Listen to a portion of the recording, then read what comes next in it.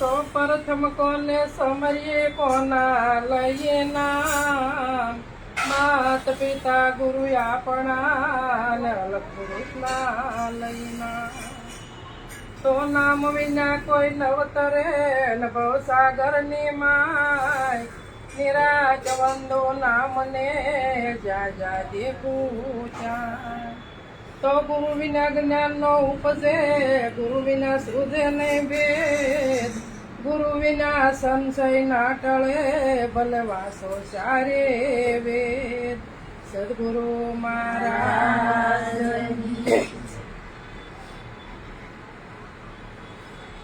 પ્રથમ કોને સમરીએ કોના લઈએ ના, માતા પિતા ગુરુ આપણા અલગ પુરુષના.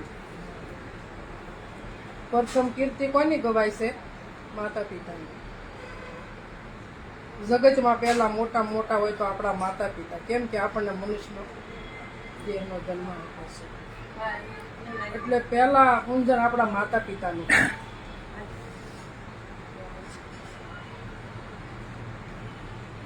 પછી ગુરુ મહારાજ નું, અને પછી છેલ્લે કીધું કે લઈ અલગ પુરુષના નામ. પછી કીધું કે નામ વિના કોઈ ન તરે ભવસાગર ની માયા. ભવસાગર એટલે સંસાર સાગર. આ કળયુગમાં નામનો મહિમા મોટો છે. આ નામથી જ તરાય એવું છે. આપણે જપ તપ તીર્થ યોગ સાધના વ્રત કાંઈ કરી શકતા નથી, પણ હેલામાં હેલું એક નામ છે પરમાત્માનું. એટલે આ નામથી તરી જવાય એવું છે, પણ એ આપણી તાકાત નથી. આપણે નામ ઉચ્ચાર કરી શકીએ. કેમ કે હમણાં આ ભાઈ ભજનમાં કીધું કે જપ અજંપા, જંપા અને અજંપા એ શું છે? નિશાન કીધું, નિશાન. પણ પછી શું કીધું? અલગ પુરુષ, અવિનાશી. તો આ તો નિશાન આપ્યા છે આપણને, એને વળગી રહેવાનું નથી. જંપાઈ અને અજંપાઈ વળગી નથી રહેવાનું, તો આપણે નિશાન બતાવ્યું છે. પણ વસ્તુ નામ વિના કોઈ નહીં તરે એમ કીધું છે. જો આ નામ નક્કી થઈ જાય તો આ સંસાર સાગર કરી જતા વાર લાગતી નથી. નામ નક્કી થઈ જાય તો નામ લિયા તેણે સબ લિયા, સકળ શાસ્ત્ર કા ભેદ વિના નામ નરકે ગયા પટપટ સારો. આ નામ જેની પાસે નામ નથી એને શું કે સંતો નરકે ગયા.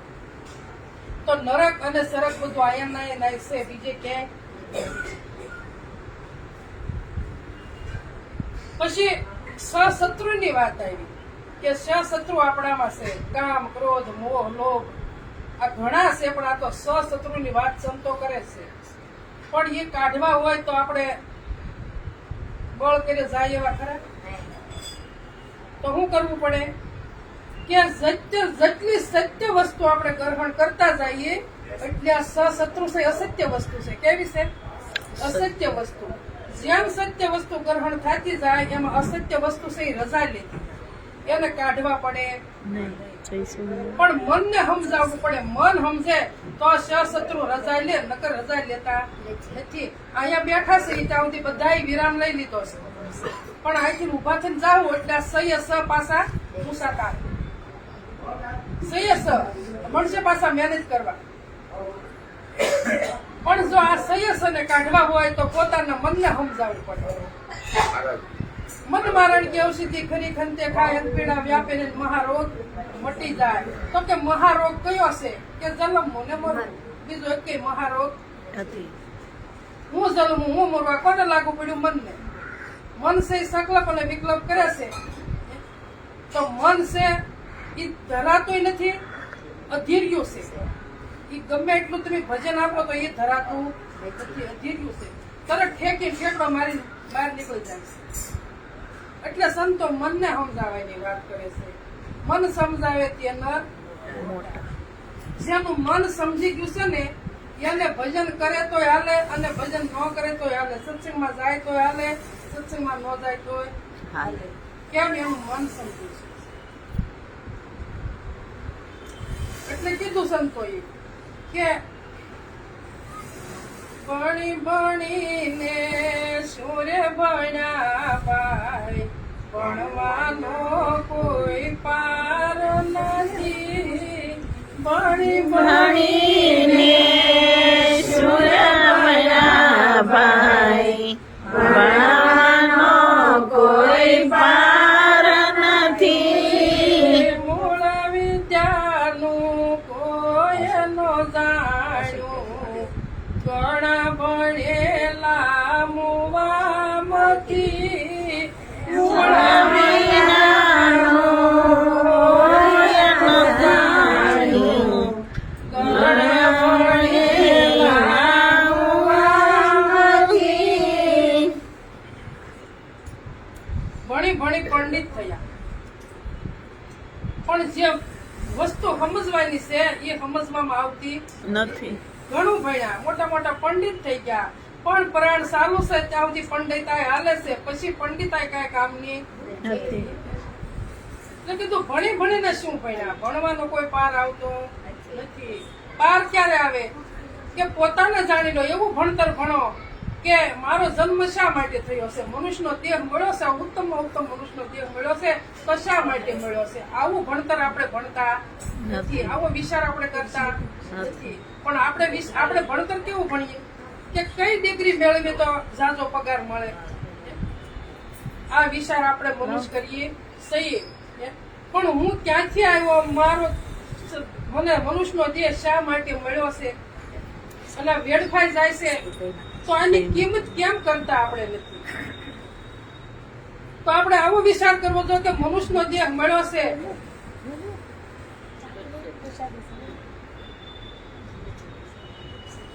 તો ભણતર તો એવું ભણવું જોવે કે હું કોણ છું, હું ક્યાંથી આવ્યો, મારો જન્મ શા માટે થયો છે.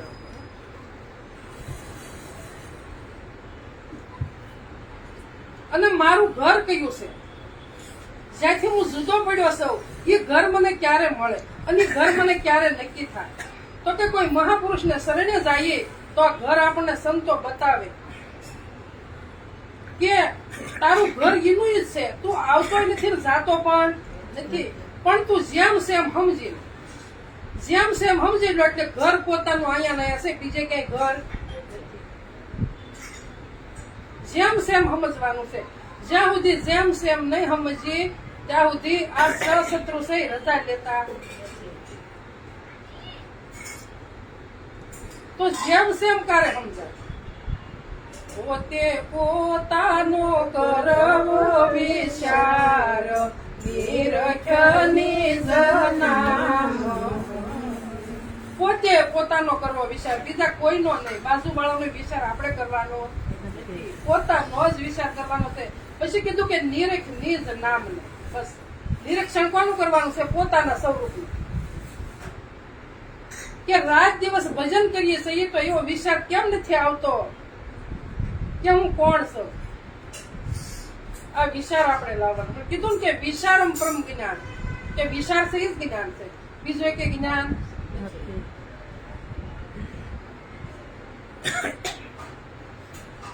પણ મહેનત નહીં કરવી પડે, વિચાર ઓટોમેટિક એવા આવશે. ક્યારે આવશે કે મન સ્થિર થશે ત્યારે. જ્યાં સુધી મન સ્થિર નહીં થાય ત્યાં સુધી આ વિચાર આવશે નહીં. વિચાર ઘણા આવશે અને આ વિચાર નહીં આવે. કેમ કે મન સ્થિર નથી. જો મન સ્થિર થઈ જાય તો વિચાર આવે. કયો વિચાર આવે કે હું કોણ છું, ક્યાંથી આવ્યો અને ક્યાં મારું મુકામ.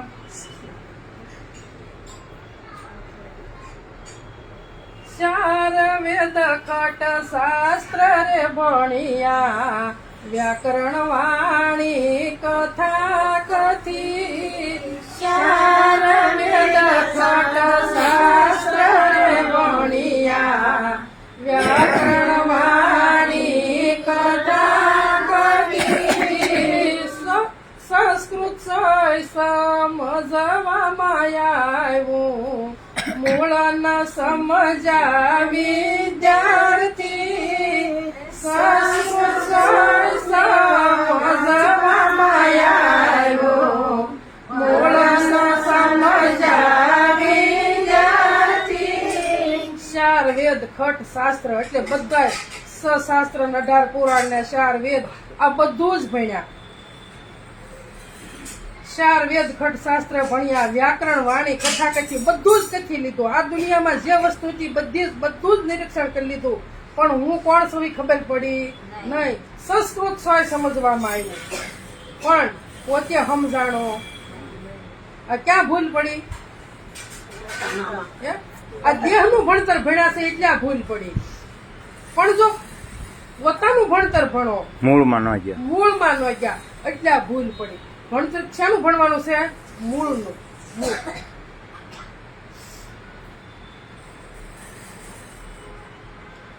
મૂળમાં જ્યાં સુધી પાણી નહીં પાઈએ ત્યાં સુધી છોડ પહોંચશે નહીં.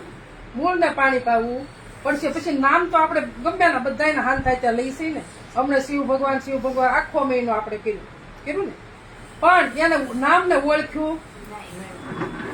ઓળખ્યા વગર નામ લઈએ છીએ એટલે પ્યાસ બેહતો નથી. ઓળખ્યા વગર નામ લઈ છીએ. ઓળખ્યા વગર. પણ આ આખી સૃષ્ટિ શિવે ઉત્પન્ન કરી છે તો શિવને આપણે જાણવા નથી. આખી સૃષ્ટિ મૂળમાંથી ઉત્પન્ન થઈ છે. આખી સૃષ્ટિ નિરંજનમાંથી ઉત્પન્ન થઈ છે તો નિરંજનને આપણે ઓળખવા નથી. એની જે પ્રગટ કર્યું છે ત્યાં આપણે બાંધીએ છીએ, પણ